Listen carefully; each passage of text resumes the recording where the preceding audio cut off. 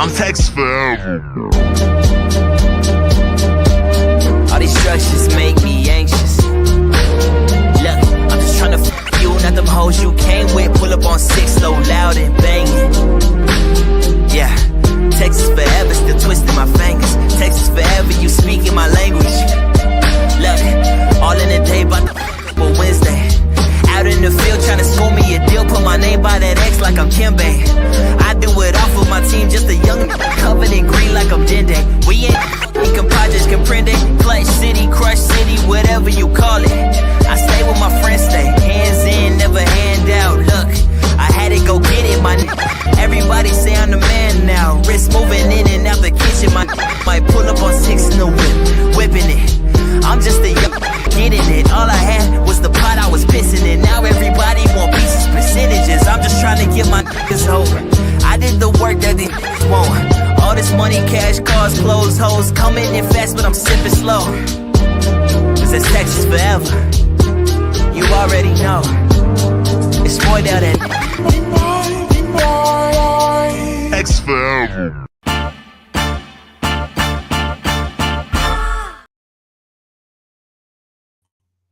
Hey, welcome back, friends. It's been a while since I've seen you, 3-4 weeks, give or take. Had the Thanksgiving holiday run in and kind of messed things up for a little bit, but needed a break from the Texans as well. They were kind of straggling along there. A lot of close games, a lot of close calls, but we are back now after the bye week, ready to go. 4 more games to the end of the season. Pretty tough slate of matchups here, but really possible, really easy for a playoff push here to try to get in with a favorable matchup, host the home game, win the division, and head into the playoffs, hopefully with a little bit of steam. But it's been a while since we've been here. You just saw the intro, ran that. It's good to be back. Good to be back. Feels good. And while we're here, let's hit the official H-Town intro. But plenty of news that we will get into today. Got some injury updates. The big Aziz Al-Shaair suspension from the Jaguars game. Some folks returning to the lineup, Mr. Christian Harris and Kenyon Green, news updates there as well. So we'll get into all of that today, as well as comments from the general manager and head coach. All that on the H-Town Huddle.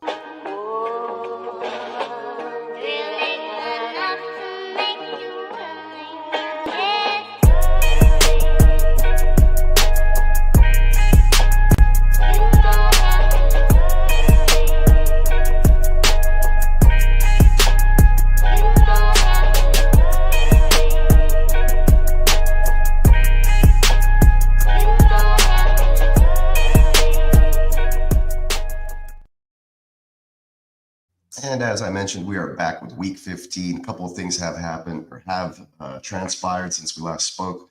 I believe the Cowboys were up next on the menu the last time we had a show. The Texans went ahead and took care of business there decisively, making sure that they were the best team in Texas after that one. But we did miss the Tennessee matchup, which was so heartbreaking, followed by obviously the Jacksonville Jaguars game, and then the bye week they were just coming off of this last time. So, hey, cheers to Gemmo. Appreciate you, Gemmo, for tuning in. It's a special edition lunch hour. I am alive. I am alive and well. We are live doing this one today during the lunch hour. Just a quick rundown. I hadn't been on in a couple of weeks. Needed to get back.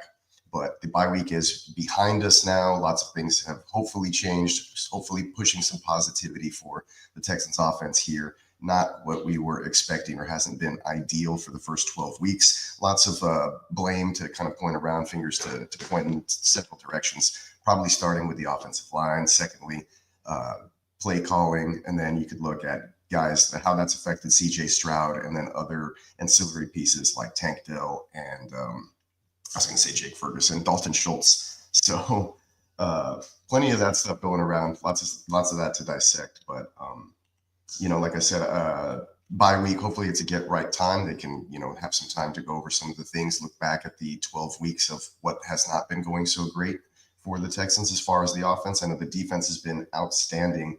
But while we're on the subject of the offense and them not playing extremely well, take a look at this graphic that we pulled up here. Teams blown blocks and pressures allowed. The Texans rate, they're 32nd. They're allowing, which isn't good. it's 32nd means they are allowing the most, right? You see the red number there, 30.3%, which means that their offensive line is failing 1 out of every 3 plays. So that may be good for baseball. Let's say you're up in the batter's box and you get a hit once out of every 3 tries. You're batting over 300. You'll probably be a Hall of Famer. But if you're an offensive lineman in the NFL and you're blowing your assignments, you're allowing pressures on 1 out of every 3 plays, you're going to get your quarterback killed. And so that's been the glaring issue with the Texans all season long. And it's just disgusting to see that. You have teams right above them. You have the Patriots, the Raiders, the Titans, and then surprisingly, they're the Minnesota Vikings, but they've been getting the ball out fairly quickly. So the pressure's there. Darnold's been doing a good job dishing that out and then allowing his playmakers to do something with the football after the fact, which is the Texans should take a note out of that playbook there, but it is what it is. It's a stupid voice text. Yes, I'm alive and we are both live. So that's going on. Yeah, you have the link if you want to jump in and chit chat. But I'm going to try to run through all this stuff pretty quickly before my lunch break ends, and then we'll call it a day and see what happens this week. We do have the Miami Dolphins on deck. This is the start of a very tough stretch of the schedule for the Houston Texans coming up these next couple of weeks. Very important matchups here. They have the Miami Dolphins coming into town to it, and Jalen Waddle, Jonnu Smith, Tyreek Hill, Devon Achane, all performing admirably. Must start players. I think that all those guys that I mentioned right there for your fantasy lineups, if you have them, you are playing them. We'll get to the Texans side on offense here in a bit. But I did want to mention that the offensive line is still a problem here. While we are talking about the offensive line, some news: the Texans did sign Zach Thomas, not the linebacker, the former linebacker of the Dolphins, but the offensive lineman who was released by the Patriots earlier this season. Texans went ahead and claimed him off of waivers on November the 6th. And he was today in the starting lineup at left guard. So crazy news there. We're looking for some change, right? So Nick Caserio doing some things, at least there. Let's see. This is what Caserio expects on the last 4 weeks of the season. He wants good, clean football from start to finish. They said that they've done it in spurts. They've done it for different quarters, different parts of halves. One half or the other. We saw that with the Detroit game, that they were blowing them out of the water, and then they allowed them to come back in to the game, and they lost on the last second field goal. Classic Texans. So those are the areas that, if you have some marginal improvements, he's saying that, the team will take that next step and towards winning more of these closer matchups, these tougher games, right? So, but yeah, a very interesting thing there with Zach Martin being signed off of waivers, and then now after the bye week, with the starters running with that group there. So really cool, at least from a fan's perspective, to see some change there, them doing things, taking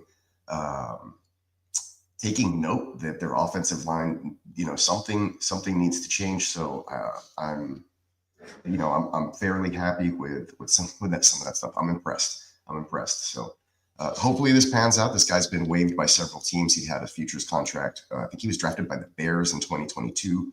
So we'll see how this pans out. On the same note, the left guard who was on injured reserve, Kenyon Green, has returned and is practicing. So he's not up there with the starters, thank goodness, but Zach Thomas is. And so that's something to take a look at. We'll see how that works, if he will be starting this week for the Houston Texans on the offensive line. But just something to note, when Kenyon Green was there and he was playing horribly, the Texans did win 6 games. So not all bad news there as far as that goes. Just, something positive to say about Kenyon Green returning from that shoulder injury in which he failed to block for C.J. Stroud. The defensive lineman sacked Stroud, and at the same time, Stroud landed on top of Green, causing the shoulder injury, which placed him on IR for 4 weeks. So that's what happened there. Let's see. I think I had a little bit more on the offensive line. Here we go. Caserio on the O-line. He said they've done a pretty good job, really, since the Jets game. I would say after the Jets game, they were horrendous, the Jets game. They kind of shored up some things protection-wise. We'll see where they're at, adding Kenyon Green back into the mix. And he said they basically need all hands on deck for that. And I agree. They need the O-line depth. They need the players who are playing the best. Hot hand approach with the offensive line. Whatever works that will protect C.J. Stroud, keep him from being so antsy, moving up in the pocket, feeling pressure that isn't there, missing his marks. missing wide open throws to, or underthrowing Tank Dell, things of that nature. Just they need to clean that stuff up.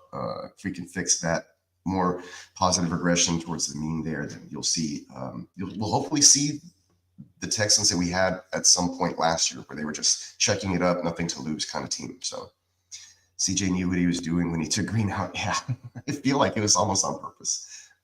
That's funny. But yeah, Casario had a lot to say.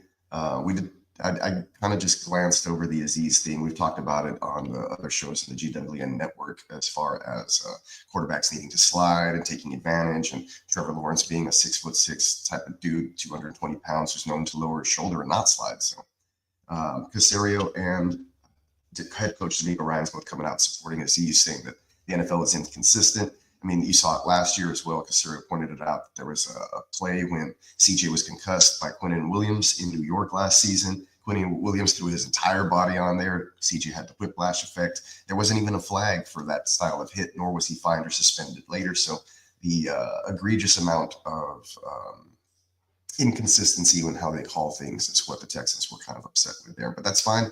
They've kind of drawn this narrative that now the Texans aren't the bad guys. They're kind of taking this us versus everybody type of mentality. I don't know if they can really play that part when you have a Bible thumping, super nice guy as your quarterback. And that's got kind of the persona that they built all offseason leading up to this. Maybe they are a little bit too nice, and it's time to take the Aziz Al-Shire type of attitude towards everything that they're doing from here on out. Because guess what? It's not going to be easy these next 4 games heading into to the playoffs if they lock up the division. Hey, what is up, King D LBC? Appreciate you for stopping in, man. Yeah, like I was saying, it's not going to be easy. The Texans are expected to wrap up the division at some point here, as long as I think win one more game and the Colts lose one more game, if I'm not mistaken. I think I had a banner put up to here in regards to that somewhere.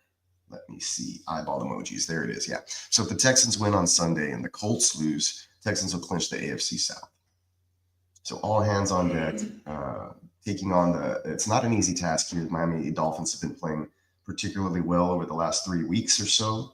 So Texans play the least amount of cover 2 defense as well. So they're prone to give up a big play to speedy wide receivers. We've seen in the past the tight end or slot receiver kind of take something over the middle on a blown coverage when it's one-on-one, or Jeff Okudah or some other backup, Jimmy Ward or somebody is in there playing man-to-man coverage, and those guys get beat off the line of scrimmage. So they are susceptible to that. I am expecting at least one big play from the Miami Dolphins offense in that regard. It's probably from a Waddle or Jonnu Smith.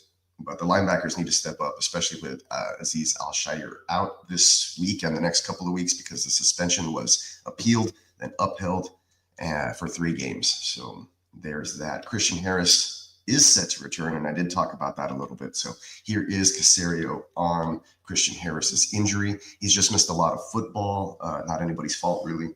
It's just the reality of where they are. He's had a good attitude despite what he's had to go through. They'll go through the week, evaluate him, and then see where they are as far as he's been playing. I saw some clips earlier today at practice. He looked good moving side to side.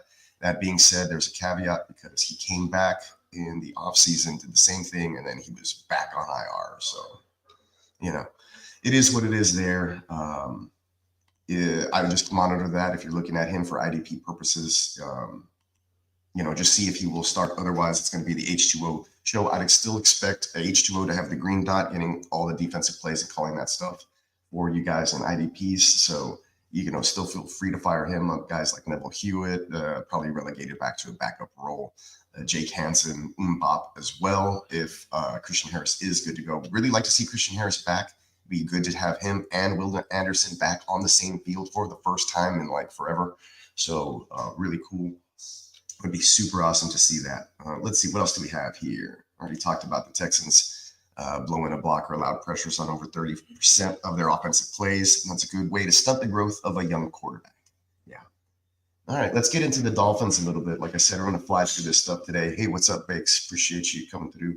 Just giving you guys a quick recap of things that happened over the last couple of weeks. We talked about the Al-Shire injury, talked about a little bit about the slump, some of the stuff with the offensive line, Zach Martin being inserted, projected to be a starter. We'll see just from what we saw at practice today at the left guard position, which if you notice, I didn't mention Juice Scruggs. No Juice Scruggs there in that lineup of the expected offensive lineman. So that's another change there. He hasn't been playing particularly well. He had a good rookie season last year, but that was at center. He's playing out of position, making some sacrifices. So with Jared Patterson back being the starting center, Juice Scruggs relegated back to a backup role, it appears. So let's see. Man, I want Christian Harris back so bad, but I don't have the balls to just throw him in the lineup right away. Yeah, I probably wouldn't, especially this being a playoff week. We don't know. Now, if he's practicing in full and they do mention that he's going to start, then he's definitely somebody that would throw back into the lineup.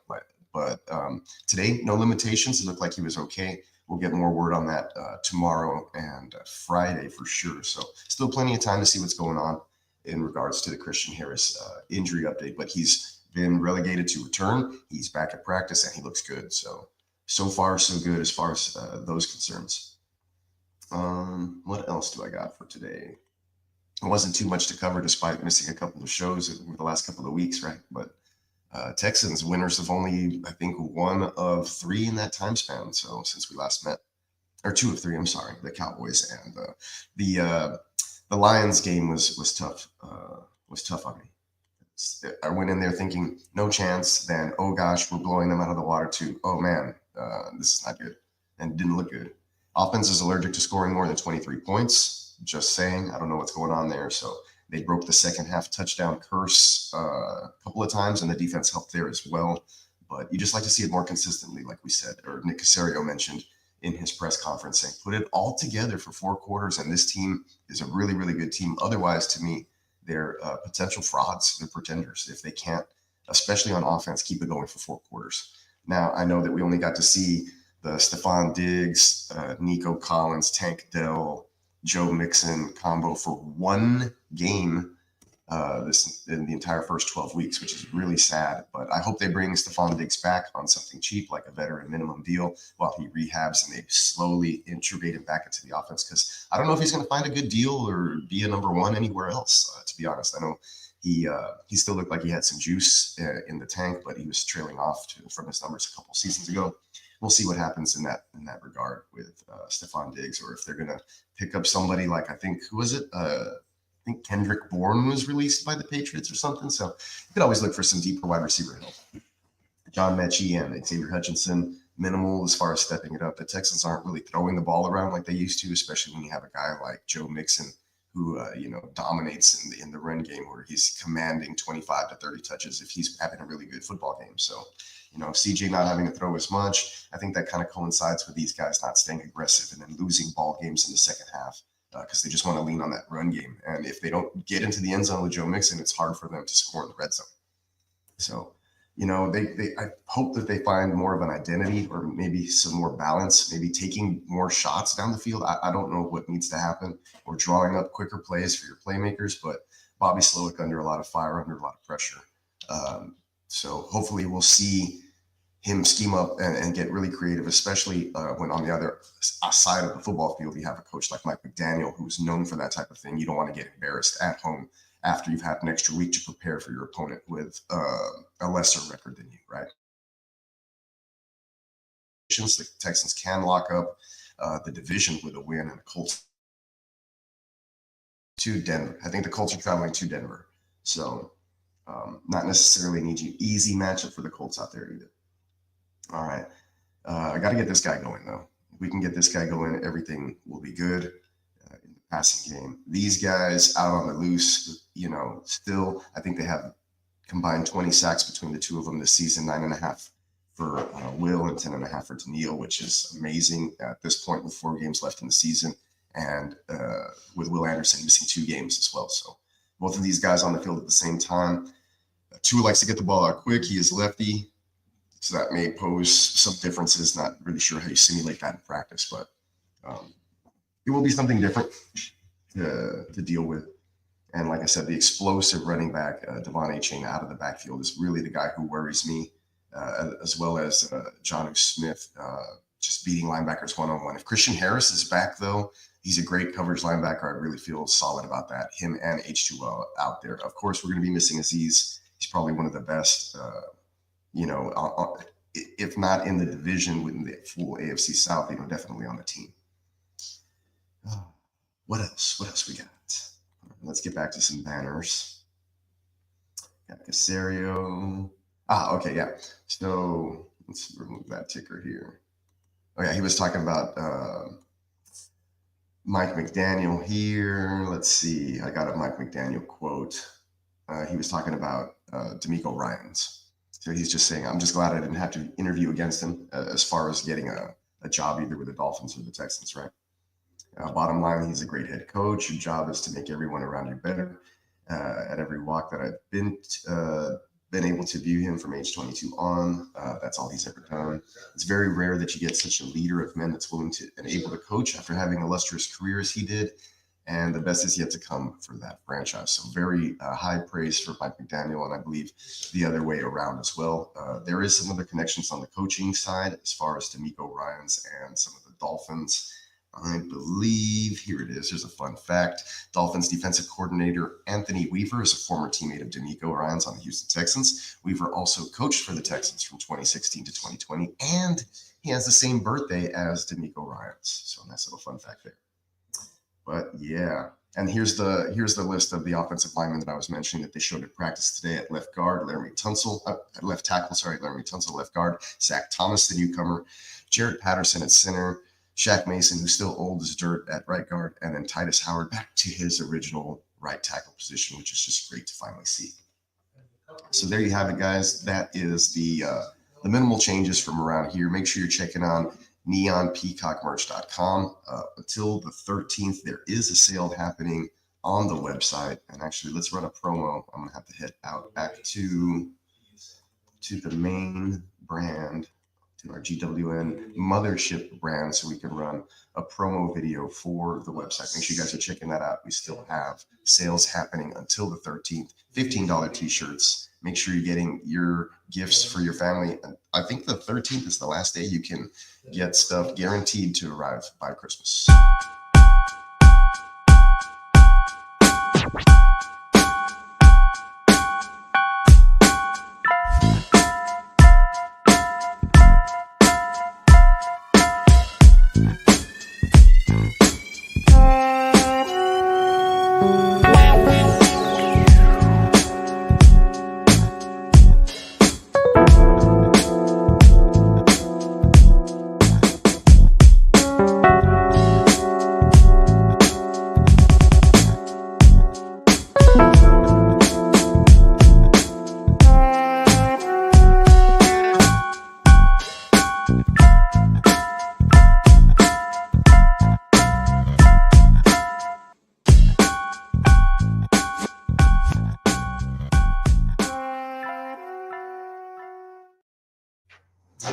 And there you go. But make sure you're visiting neonpeacockmerch.com. I actually do have a few new threads up there, some new designs. You can get the Simpsons Bogart t-shirt. We have hats, trucker hats, baseball hats happening there as well.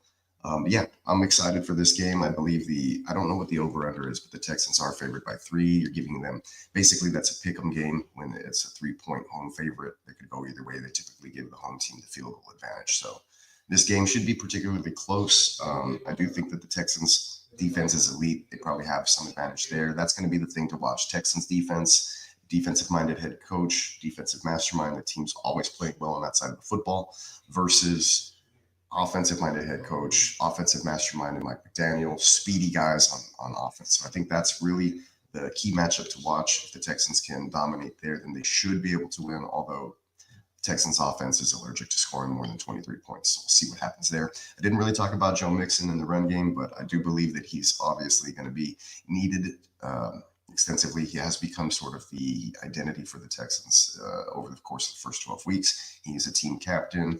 I believe he's leading the team in Pro Bowl votes. So whatever, if that even means anything right at this point. But Texans this Sunday versus Miami, big time game. Hopefully they can get the ball rolling. It's the toughest stretch of their schedule. After that, they take on Kansas City on NBC, and then the Ravens Christmas Day Beyonce halftime show.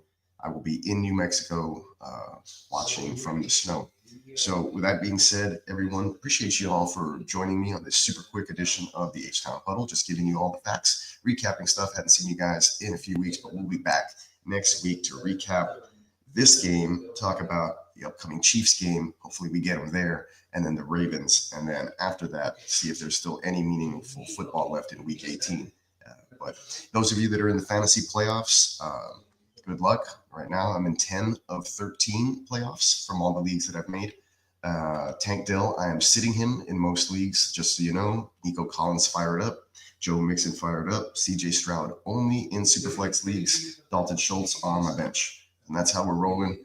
Everybody on Miami's side, I'm willing to take a shot.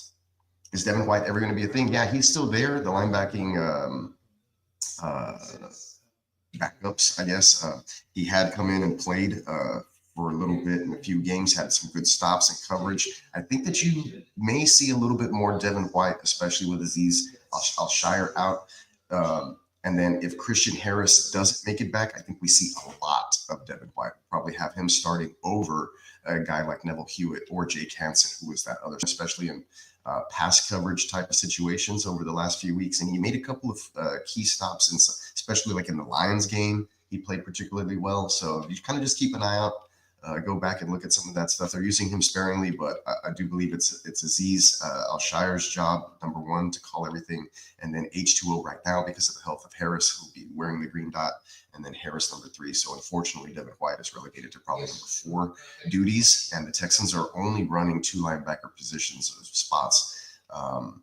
And they're going to continue to do this now that Aziz is out. They bring in Christian Harris back in, hopefully. I think if you have Harris, H2O, and Aziz healthy, they probably see a lot more 3 linebacker stuff instead of this hybrid safety thing that you're seeing with Jimmy Ward a lot. So kind of crazy.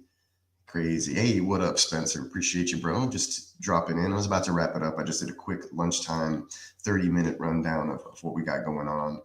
Just giving you guys an update, letting you know that I've been extremely busy. I was out of town during the Thanksgiving holiday traveling, so had to stunt the show, put it on hiatus a little bit, but went back, recapped a lot of stuff, talked about some of the major moves. Texans did re-sign. I thought this was great. Brevin Jordan, they extended him, even though he tore his ACL in week 2. That just goes to show that they're missing an explosive playmaking, pass-catching tight end.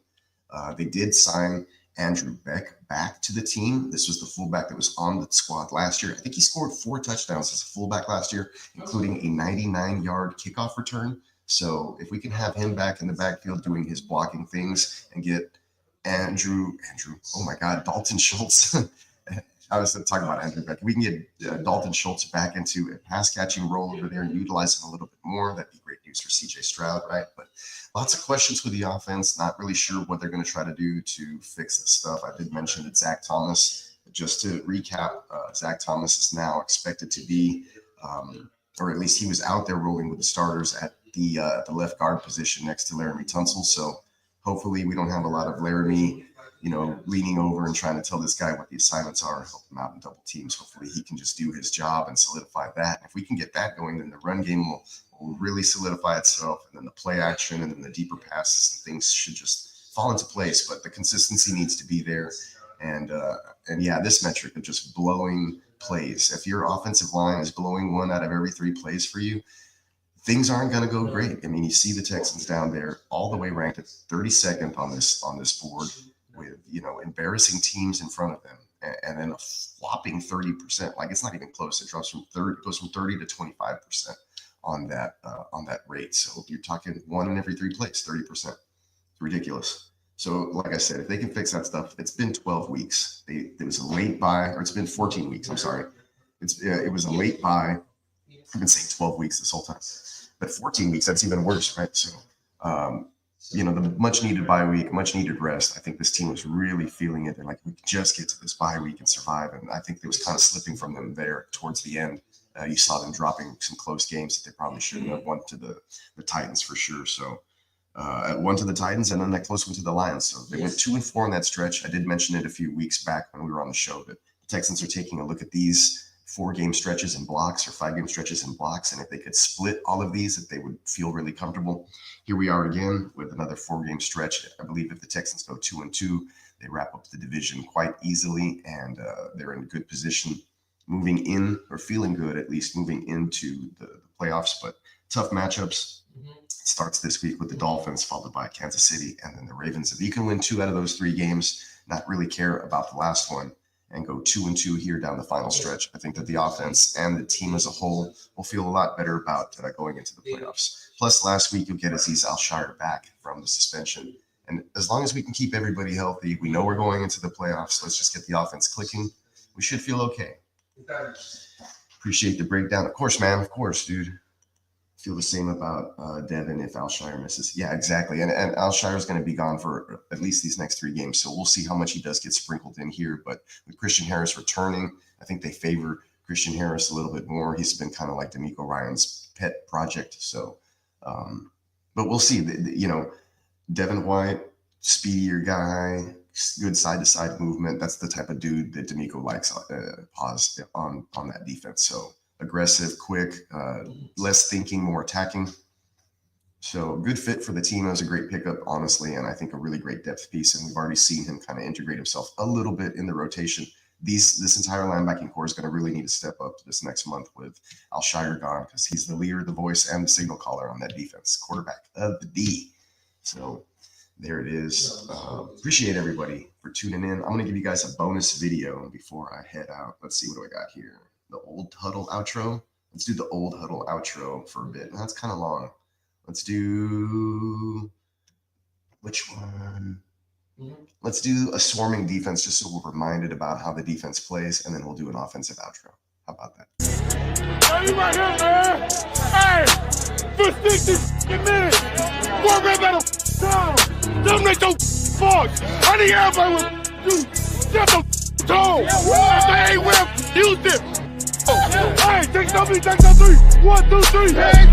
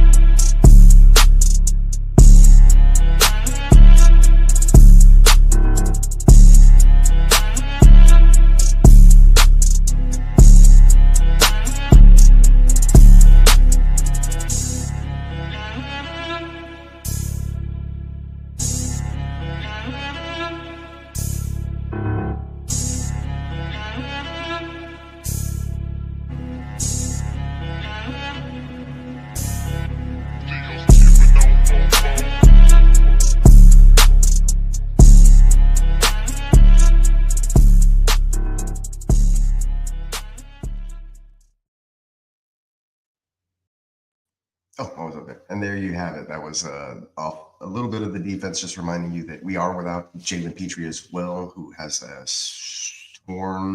strained pectoral muscle. I thought he was going to be out for the season. Looks like it's something that they didn't have to place him on the IR for. I'm thinking that he will return for playoffs at least, but questionable still. No official injury report released as of yet, as the time of this recording. So it is Wednesday the 11th. Have an official one probably later this afternoon. Get a better inkling of who's in and who's out. But as far as that goes, like I mentioned, for fantasy football purposes, you're starting Nico, you're starting Joe Mixon. You have question marks with everybody else. On the Dolphins side, probably fire them all up, even though the Texans defense is really good. They will allow a big play from someone. So just kind of have to hope and pray. Jonnu Smith really showed up in overtime last week for the Dolphins to get that victory for them. Let's go, Nico. I need a 30 bomb from you this week. Yeah, I mean, it's definitely within the realm of possibilities. We've seen Nico Collins take a screen to the house from anywhere on the field. So he is a beast and a baller. But that being said, folks, thanks for tuning in this week. Maybe we'll get a quick recap on a Sunday night after the game, if it's a really good one, right? Otherwise, we'll same time. Well, not the same time, but next Wednesday we'll be back, hopefully around 8:30. But I wanted to get this one in here quickly since it's been a couple of weeks since we've last chatted and discussed the Houston Texans, who are now 8-5, 2 games ahead of the Colts in the division, firmly in the driver's seat for a playoff spot to host a playoff opponent at home wildcard weekend. I think the Chiefs just continuing to luckily get by week after week. They've solidified that first round bye, and nobody else is even going to come close to sniffing that at this point. So it's all about just getting better within your own ranks, looking good for a full game, full 4 quarters, being extremely consistent, seeing some good play from the offensive line, and getting some ancillary pieces in the passing game going other than Nico Collins. I'd like to see all of that stuff this week versus a tough Miami Dolphins opponent that's coming into town. We shall see how it transpires, but I'd expect D'Amico Ryans and the Texans to be ready for this, having the week off, feeling fully refreshed and ready to go for this last stretch of games before the playoffs. That said, appreciate everybody. Make sure you're checking us out for the live watch party tomorrow night for Thursday Night Football on our mothership, the GWN Network. Go head on to neonpeacockmerch.com, grab some GWN t-shirts, hats, and be on the lookout for plenty of other sales and new merch dropping nearly daily. Appreciate everybody. We will catch you on the next one.